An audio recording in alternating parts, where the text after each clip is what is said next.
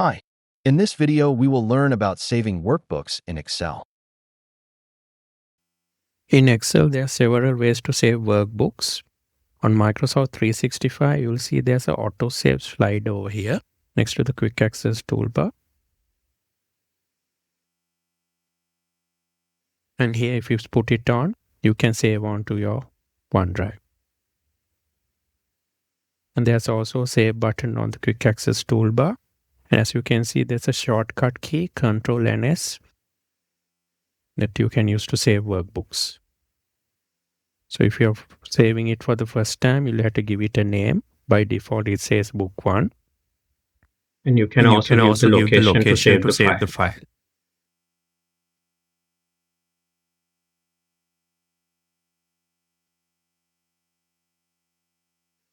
You can also go to File tab, Backstage, and from there also you have the Save and the Save As options. So when we go to save from here, because we have not given a name for this workbook, we will automatically go into Save As, and here we can give a workbook name.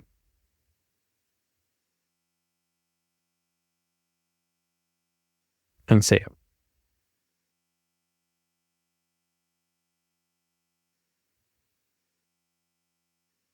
Also, if you go to Save As, you can see there are different options to save the file as. You can save it as XLX, that's a normal file. XLSM, that is a file with a macro. And you have XML, older versions of Excel, CSV files, text files, and PDF files as well. And other options are there. So you can select the file type from here. If you go to Backstage from here, File, and then to Options, then if you go on to Save, you say here the auto recover limits are set here. So here every 10 minutes is auto saving. You can decrease this so that maybe every 1 minute it saves. And you can keep this on, keep the last auto recovered version ticked on like this.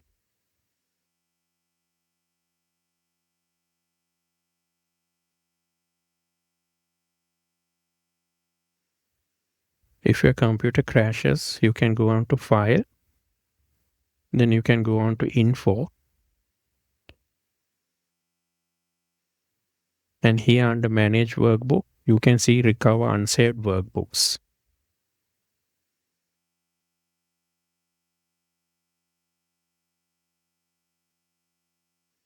In case of a crash, when you open up Excel again, also you will be prompted. You will be shown some files on the side, and it will say these files were recovered, and you want to keep them. Thanks for watching.